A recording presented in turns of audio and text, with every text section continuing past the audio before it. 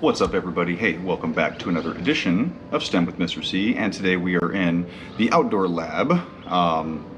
Well, really just at a picnic table, but this is going to be an outdoor activity because we are going to set some things on fire. So I don't recommend you do this indoors. So this is Survival Science Part 4. This is where we're going to actually start cooking things. And I'll be honest, this is less of survival science and more of just it's kind of fun to do this. But there is a survival aspect in it of starting fires and of cooking your food, right? Food, we talked about water in our first 3 episodes. Water is extremely important, but obviously food is also important if you are in a survival situation.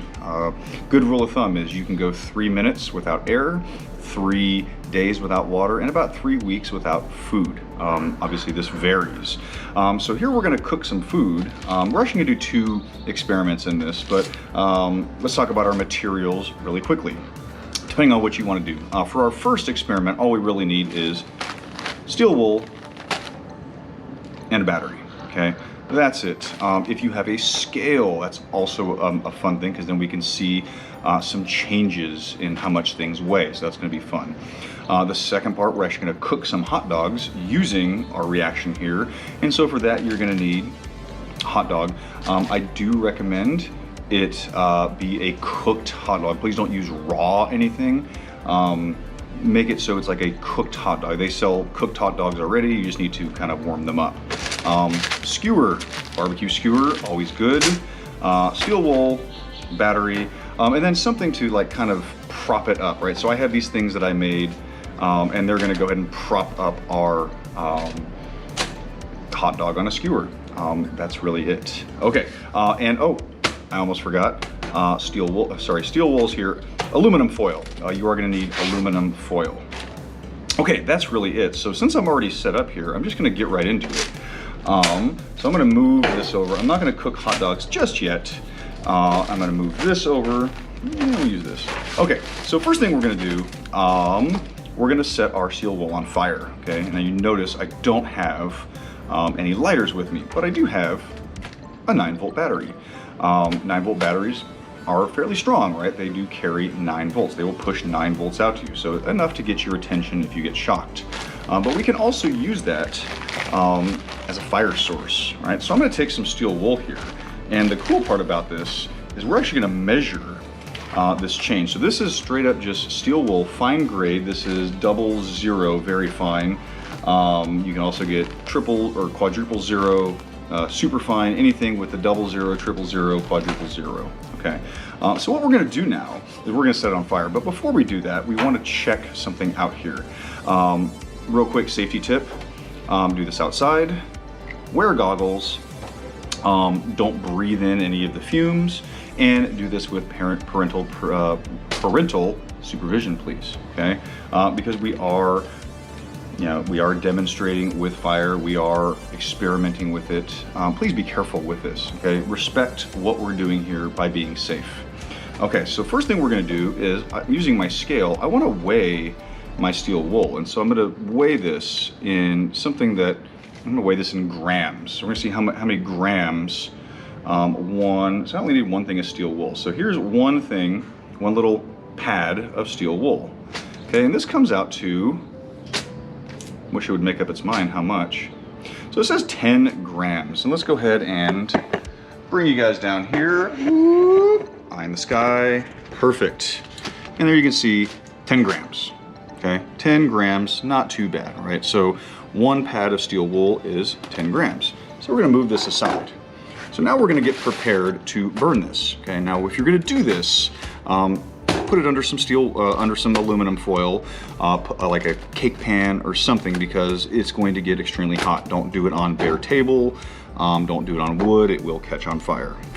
Now to do this, we need to fluff up the steel wool, right? So we're gonna unravel it. And by unraveling it, we're not changing the mass, right? This is still 10 grams, okay?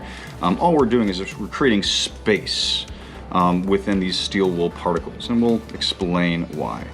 Another good reason to do this outside, you have an ample supply of oxygen, which is good. We need oxygen to create fire.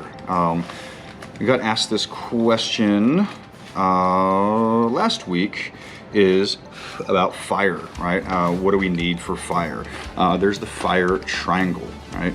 3 things a fire needs is fuel, and I'll put it up here. Fuel, it needs heat, and it needs oxygen. So if you take out one of those legs, one of the points of the triangle, fire goes away. So take away fuel, it doesn't matter how hot or how much oxygen you have, there's no fuel. Take away heat, fire won't burn. Take away oxygen. That's why a lot of these fire extinguishers are very good, because they suffocate the fire, take away its oxygen. Okay, that's pretty good. I'm pretty happy with that. That's nice and fluffy. So it's still gonna be 10 grams, and it should be. Let's double check. I did lose a little bit in here. So let's double check, all right? Okay, 12, well, okay. 10 grams, thank you. Like, how did I gain mass? Okay, still 10 grams. I just fluffed it up a little bit. Okay, so now I'm gonna move everything out of the way. And what we're gonna do is to start this fire. All we have to do is just touch the electrodes like that, okay? So I'm gonna go ahead and step back because the wind is coming towards me. And here we go in 3, 2,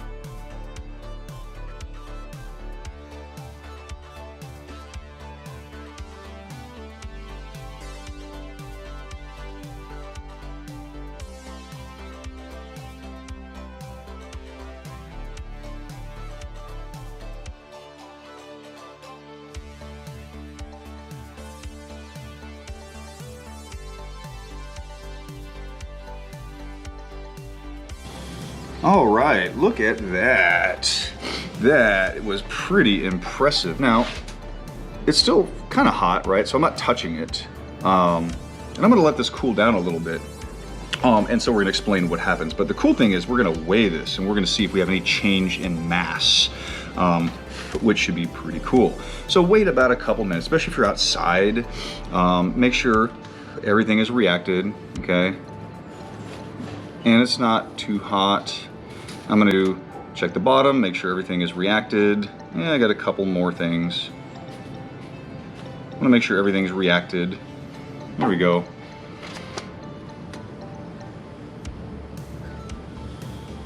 There's a couple steel wool particles in there. And, I mean, yeah, that's still putting out heat, that little bit. Okay, now let's go ahead and, remember we had 10 grams. Let's go ahead and move this over. And let's see if there's any change in our mass. Remember we had 10 grams. And let's go ahead and we're now up to 12 grams.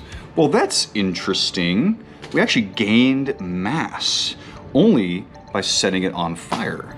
Now I wonder why that is, and we're gonna talk about why that is, so you don't have to wonder. Now it's 13, right? My scale gets a little, we'll go with 13, right? Nice and center, fine, 13 grams. So we gained 3 grams of mass. So let's talk about that right now. Okay, so really, the cool thing is we set steel wool on fire, and you probably didn't think that steel or iron could actually burn. It can. Obviously we just showed that.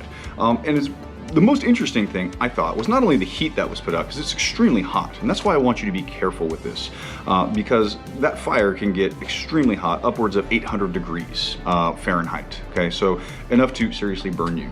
So I do want you to be careful with that. I could just, even sitting back here, I could feel how hot that was, okay? But the most interesting thing is that we actually changed mass, right? We actually increased our mass, and I wonder why that is. Well, what happens when you burn steel wool or iron wool or whatever is you're actually introducing oxygen into the iron, okay? So iron is an element, oxygen is an element. We've probably heard of rust before, and that's called iron oxide. This is also a form of iron oxide when we set it on fire. And what happens is when we introduce heat and we set it on fire, oxygen needs, everything needs oxygen to burn. So what happens is the iron combines with the oxygen, and now we have a heavier steel wool pad because of the introduction of oxygen into iron, which this also gives us iron oxide. It's a different kind of iron oxide. Rust is this kind of iron oxide. This iron oxide is usually called iron oxide 2,3 because it's 2 parts iron, 3 parts oxygen. Lots of other kinds of iron oxide, but so that's pretty cool. We increased our mass just by setting steel wool on fire. Huh, not bad. Okay, so that's the first part of our experiment. The second one, we're actually gonna see how hot we can get if we can actually cook a hot dog using nothing but steel wool. So this goes into our survival science. Now, again, I understand not all of us carry 9-volt batteries with us when we go camping or in a survival situation. Not all of us carry steel wool with us. But this just goes to show you that if you are trying to make a fire, steel wool is extremely effective in starting a fire. So, I know we don't carry steel wool with us in our camping gear, but maybe we should. Okay, well, I'm gonna go ahead and get set up for our last experiment in cooking a hot dog with steel wool, and then we'll be right back. All right, everybody, so let's go ahead and move my little pillars out of the way here. So I've got my hot dog, and all we're gonna do first is take our skewers. You're gonna want to take your skewer, and I recommend, right, just because I have kind of a long, got kind of a weird thing I built here, I'm gonna actually need to take 2 skewers, but you should be able to just take a skewer and run it all the way through. I can't really do that, so what I'm gonna do is set that up so it's like, there we go, just like that. Let's see if that works. And so now I'm gonna have to kind of put it all the way through. There we go. Whatever you need to do. Yeah, that's all right. This is gonna take a little bit of finessing it. There we go. I probably could have got away with 1 skewer, but you never know. There we go.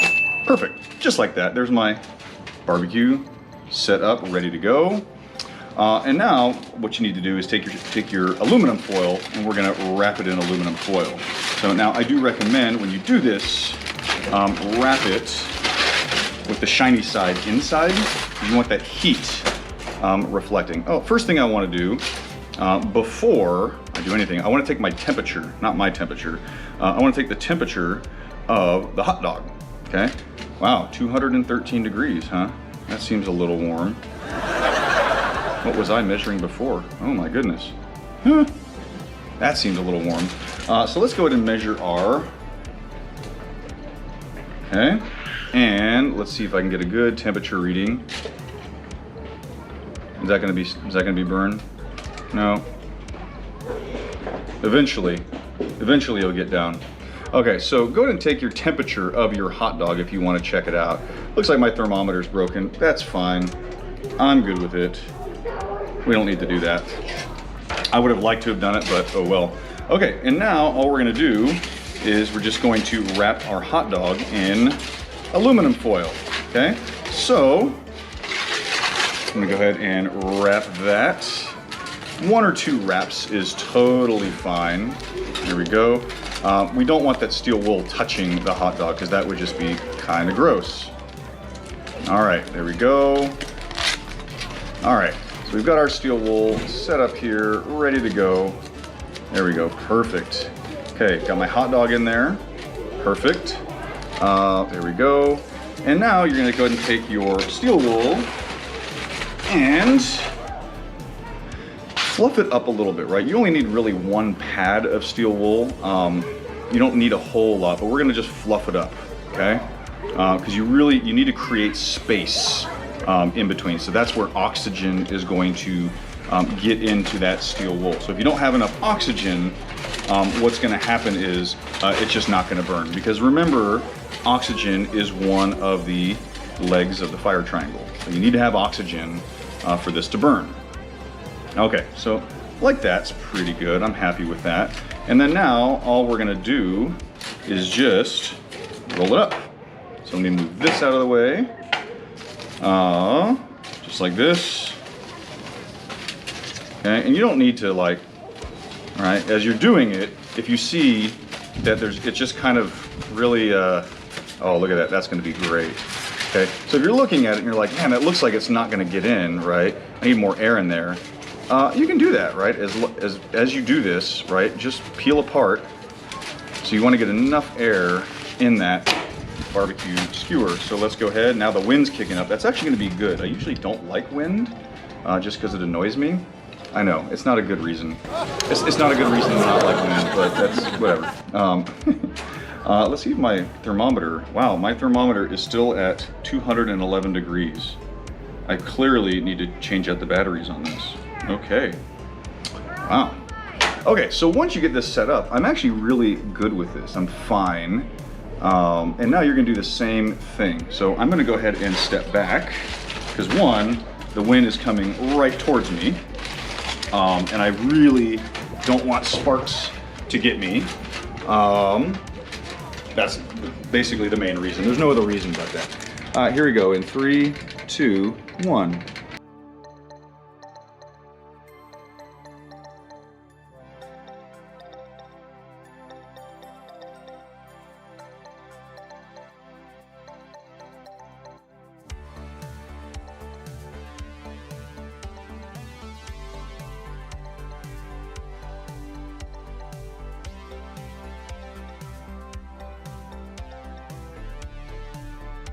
All right, get a couple little bits here, bits and bobs, all right? Oh, because sometimes it doesn't get in there very well. Oh, there we go, beautiful. Still reacting, still going. All right, now once the reaction is done, I actually feel somewhat safe about sitting here right now. Yeah, I can still feel that. A lot of heat going on there, and so it's still reacting. Cool thing is there's like a little drop right there. You can really see it was really going. It was really letting out little chunks. I mean, it melted the steel wool. I mean, that's how strong that was. Okay, so there we go. Put that there. Still going. Look at that.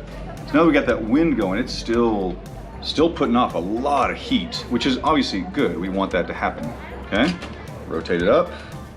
Beautiful. Oh, look at that. So if I can get any more in there. Is it all reacted? And you can always test it. If it's reacted, great. Oh, very nice. Now we're getting into the inside of it. So now here's the test. Now I did want to use the thermometer. Obviously my thermometer decided to not work. And that's okay, right? I'll just change the battery out. That's probably like testing boiling water or something. Who knows? Or I got water in it. Who knows? Okay, so I'm good with this. Let's go ahead and carefully. Now you do want to let it cool down, because again, this was molten metal, okay? You don't want to just go touching it. So, yep, I'm good. And you just peel away. Oh yeah.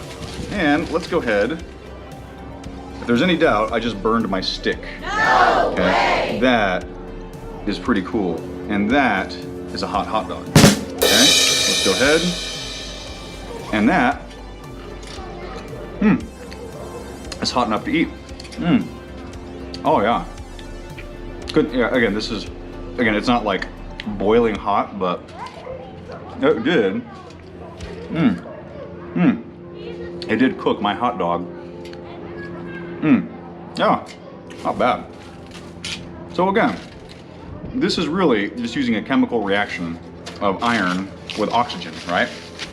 So, pretty good. That was good. So really all we did was create a chemical reaction, right? We introduced oxygen into iron by setting iron on fire. So when you do that, right, the oxygen combines with the iron, and that gives us iron oxide 2,3, right? 2 parts iron, 1 part oxygen, which then increases the mass of that iron, that steel wool, because we introduced oxygen to it. We bonded oxygen with it.